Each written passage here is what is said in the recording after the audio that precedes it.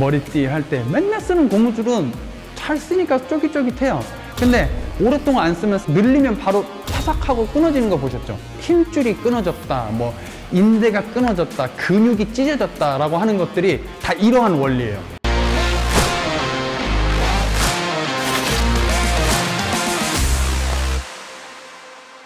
그러니까 몸의 기능을 향상시키기 위한, 혹은 몸을 건강하게 만들기 위해서 알아야 될 어떤 지식적인 부분, 마지막 하나만 더 짚고 넘어가겠습니다. 그 부분이 그 파샤 시스템입니다. 파샤라고 하면 한글로는 근막인데요. 파샤는 우리 몸을 전체를 이루고 있는 어떤 물질이라고 생각하시면 좋을 것 같아요. 파샤의 사전적 정의는 우리 몸을 전체적으로 다 연결하고 있는 결합 조직이라고 나와 있거든요. 쉽게 말씀드리자면 뼈도 고무로 되어 있고, 근육도 고무로 되어 있고, 피부, 신경, 혈관, 혈액조차도 다 고무로 이루어져 있다고 생각하시면 돼요. 말랑말랑한 탄성을 가진 결합 조직들로 이루어져 있다고 생각을 하시면 돼요. 우리 몸이 아예 파샤로 이루어져 있다고 생각을 하시는 게 제일 편해요. 일단 파샤는 골격계, 근육계, 신경계를 다 이루고 있다고 말씀을 드렸습니다. 골격계는 고무라고 생각을 하시면 되고, 그 고무가 아주 단단히 뭉쳐있는 게 뼈라고 생각하시면 되고, 그것보다 좀 덜 뭉쳐서 말랑말랑한 게 근육이라 생각하시면 되고, 그것보다 조금 덜 뭉쳐서 더 야들야들한 게 뭐 피부나 아니면 뭐 지방 조직들이라고 생각하시면 돼요. 고무는 어찌됐든 변형되면 다시 제자리로 돌아오려고 하는 성질, 탄성을 가진 조직들을 파샤라고 생각을 하시면 됩니다. 근육들도 마찬가지고 신경들도 마찬가지고, 저희가 근육들 사이사이에 어떤 혈관들과 신경들이 막 사이사이에 엉켜 있을 거 아니에요. 근데 걔네들이 만약에 정말 뻣뻣하게 어떤 나뭇가지나 지푸라기처럼 뻣뻣하게 근육이 엉켜 있다면, 근육이 늘어나거나 근육이 막 여러 형태로 변할 때 걔네들은 아마 막 찌지직 찢어지거나 아니면 제 기능을 못 할 거예요. 여기까지 이해되셨죠? 그 고무줄의 특성을 조금만 더 살펴보자면, 고무줄은 자주 쓰는 고무줄은 오히려 더 오래 가고, 비싸 보이는 고무줄을 아껴 쓰려고 서랍에 넣어놓은 경우가 있단 말이에요. 근데 1년 뒤에 그 고무줄을 써보려고 딱 꺼내보면 그 고무줄이 파삭하고 삭아서 끊어지는 걸 혹시 경험해 보신 적이 있나요? 파샤도 똑같습니다. 파샤도 자꾸 써줘야 그 쫄깃쫄깃함을 유지하고, 안 쓰면 푸석푸석해져요. 안 쓰면 푸석푸석해지니까 우리 몸이 늘어날 때 그 푸석푸석해져 있는 그 조직들이 상처를 입게 되고 끊어지게 되는 거예요. 그래서 힘줄이 끊어졌다, 뭐 인대가 끊어졌다, 근육이 찢어졌다 라고 하는 것들이 다 이러한 원리예요. 물론 건강한 고무줄을 너무 많이 늘려도 고무줄이 늘어나거나 고무줄의 형태가 변형돼 버리거나 끊어질 수 있어요. 그러니까 너무 강한 부하가 걸려도 그게 끊어질 수 있어요. 근데 적당히 늘렸으면 원래 제자리로 돌아와야 되는데, 푸석푸석한 고무줄은 적당히 늘렸음에도 불구하고 거기에 상처가 나거나 삭아가지고 파삭하고 끊어진다는 거죠. 그러니까 우리 몸이 그거랑 똑같다고 생각을 하시면 됩니다. 우리 몸을 건강하게 유지시키고 싶고 건강한 운동을 하고 싶다면 우리 몸을 잘 늘릴 수 있어야 돼요. 그래서 저희가 스트레칭을 하는 거고, 그래서 우리가 가동 범위가 중요한 거고, 그래서 우리가 많이, 그러니까 움직이는 게 되게 중요한 거예요. 안 움직이시는 분들, 병상에 누워 계신 분들, 혹은 요즘 현대인들 이렇게 많이 의자에 앉아서 활동을 많이 안 하시는 분들, 많이 움직이지 않으면 않을수록 그 움직임을, 그러니까 움직인다라는 건 결국엔 다 스트레치, 늘어난다라는 건데, 많이 늘어나지 않는 조직들은 항상 삭게 돼 있어요. 고무줄이 삭는 것처럼. 여기까지 조금 이해되시나요? 그래서 그 삭은 고무줄들이 건강하지 않은 상태에서 그 고무줄을 늘리려고 하면 끊어지는 게 우리 몸의 부상인 거고, 우리 몸을 다치게 하는 건데, 그러면 잘 늘리기만 하면 되네요 라고 생각을 하겠지만, 고무줄은 천년만년 쓸 수 없잖아요. 저희가 고무줄은 소모품이잖아요. 근데 우리 몸의 그 파샤도 고무줄과 비슷한 성질을 갖고 있다고 얘기를 드렸지만, 우리 몸의 고무줄과 틀린 딱 두 가지가 있어요.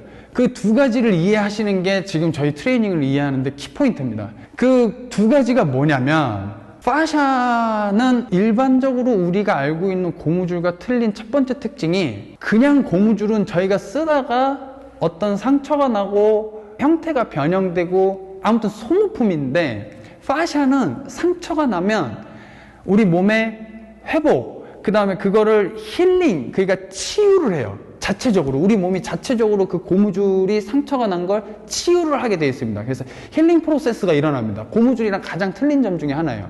그러면 그 힐링 프로세스가 일어날 때 우리 몸은 어떻게 변형되냐? 어떤 하나의 파샤가, 어떤 고무줄이, 치유작용을 갖고 있는 고무줄이 계속해서 어떤 스트레스를 받았어요. 그럼 계속해서 그 스트레스를 받으니까, 아, 얘는 고무줄에 엄청나게 스트레스를 주는구나. 그러면 이 스트레스를 좀 더 잘 견딜 수 있게 여기를 좀 더 변형해야겠다 싶어서 거기에 고무줄을 좀 더 두껍고 쫄깃쫄깃하게 만들어주는 거죠. 그 말은 뭔 말이냐면, 우리가 계속해서 어떤 조직에 부하를 가하잖아요. 그러면 그 부하에 맞게 우리 몸의 조직은 변형된다는 겁니다. 그래서 근육이 커지는 거예요. 저희가 웨이트 트레이닝을 하면, 저희가 저항 운동을 하고 어떤 운동을 한다 그러면 근육량이 늘어나잖아요. 근육량이 늘어나는 이유가 뭐냐면, 거기에 계속 부하를 주니까, 부하를 견디면서 운동을 하면 우리 몸에 상처가 날 거 아니에요? 그 상처가 나면 거기에 치유가 되겠죠. 그 상처가 나고 치유되고 상처가 나고 치유되고 그게 계속 반복되니까 우리 몸이 계속 여기에 이 정도 부하가 오는데, 이 부하를 견딜 수 있게끔 여기다가 어떤 구조물들로 보강을 좀 해줘야겠다라고 하면서 근섬유세포를 좀 더 많이 넣게 해주고, 근섬유세포가 근육의 다발, 근섬유를 더 만들어내서 근육이, 섬유가 더 많이 만들어지면 근육이 더 두꺼워지고 힘이 세지겠죠? 그렇게 부하에 맞는 적응을 하는 게 우리 몸인 거예요. 그래서 고무줄과 가장 틀린 점, 치유를 할 수 있다, 자체적으로. 그러면서 그 치유된 조직은 그 전보다 훨씬 더 강해질 수 있다. 그래서 우리 몸에 변형이 일어나고 그걸 우리는 적응이라고 얘기를 하는 겁니다. 그게 이제 고무줄과 가장 틀린 점이고, 또 하나 그냥 고무줄과 틀린 점이 하나 있어요. 이거가 사실 제일 키포인트예요. 퍼포먼스 트레이닝 시스템의 제일 키포인트. 파샤는 고무줄과 같은 탄성을 갖고 있지만 진짜 중요한 특징인데 점성이 있어요. 그래서 이 점성과 탄성을 합친 단어가 점탄성입니다. 이 점탄성이 가지는 의미가 뭐냐? 새총에 그 점탄성을 가진 고무줄을 달아가지고 새총을 세게 쏘려면요, 세게 당겼다 놔야 돼요. 이해되시나요? 그냥 탄성을 가진 고무줄은 빨리 당기든 천천히 당기든 내가 늘린 만큼만 늘리고 놓으면 그냥 날아요. 근데 점탄성을 가진 고무줄은 천천히 늘리면 탄성이 없어져요. 빨리 늘려야 그 탄성이 강해져서 빨리 늘렸다 놔야지 쑥 가는 거예요. 그 예를 들어봅시다.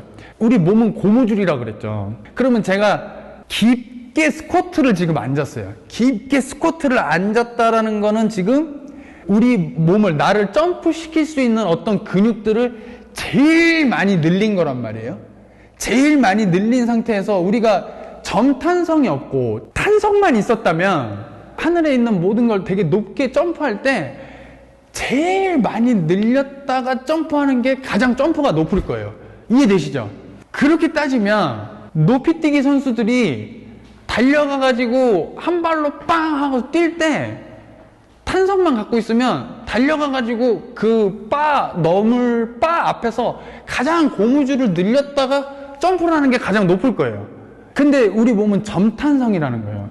그래서 그냥 늘린다고, 탄성만 갖고 있으면 그냥 늘어났다가 줄어들면 되지만 우리 몸은 점탄성이기 때문에 빠른 속도로 늘어나야 된다는 거예요. 빠른 속도로 늘어날 때 그 탄성이 훨씬 더 강해져가지고 더 강력한 장력을 만들어내서 우리 몸에 파워를 내는 거거든요. 근데 고무줄을 말도 안 되게 늘리는 거는 고무줄이 끊어지겠죠. 우리 몸도 마찬가지예요. 점탄성이 생기는 그 정도 부하에서 우리 몸이 늘어나는, 탄성을 가지는 그 구간은 되게 짧습니다. 그러니 우리가 위에 높게 서저트 점프를 할 때 여기에 하나 둘 셋 하고 이렇게 점프를 하는 게 아니라 여기서 하나 둘 셋 하고 반동을 이렇게 뛰는 게 훨씬 더 높게 뛰는 거잖아요. 지금 근데 이거를 두 가지 예를 보여드렸죠. 가장 고무줄을 많이 늘린 자세에서 점프하는 것과 그 다음에 가장 적절한 고무줄을 늘리면서 빠르게 고무줄을 늘렸을 때 반동을 주는 거죠. 이렇게 반동을 줬을 때 훨씬 점프가 높다고 그랬죠.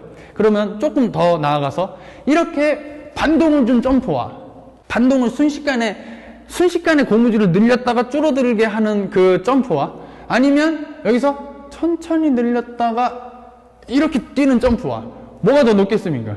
반동을 아래로, 그러니까 내가 올라가려고 하는 방향의 반대 방향으로 살짝 빠르게 움직인 반동이 훨씬 더 점프가 높죠. 왜 그러냐? 그게 점탄성 때문에 그런 거예요. 그래서 점탄성을 이해해야 우리가 더 그 트레이닝을 좀 더 기능적으로 우리 몸의 어떤 그 동작들을 다 그 기능적으로 쓸 수 있는 어떤 운동 모드를 이해할 수 있게 되는 겁니다. 앞으로 어떤 움직임으로 트레이닝을 해야 되냐라고 하면 7가지 기본 움직임에 대해서 설명을 드릴 거고 그 움직임을 어떤 운동으로 강화시킬 수 있는지에 대해서 알아볼 건데 그런 운동들에 제가 오늘 설명드린 어떤 이론적 배경들 이론적 근거들이 다 포함이 돼 있으니까요. 이 정도만 저희가 커버하시고 앞으로 퍼포먼스 트레이닝, 운동 동작들을 배울 때 제가 지금 방금 말씀드렸던 이러한 부분들을 좀 이해하시고 운동을 보시면 훨씬 더 쉽게 이게 기능적인 움직임이고 이게 정말 우리 인체의 건강을 위한 움직임이구나 라고 쉽게 이해하실 수 있을 것 같습니다.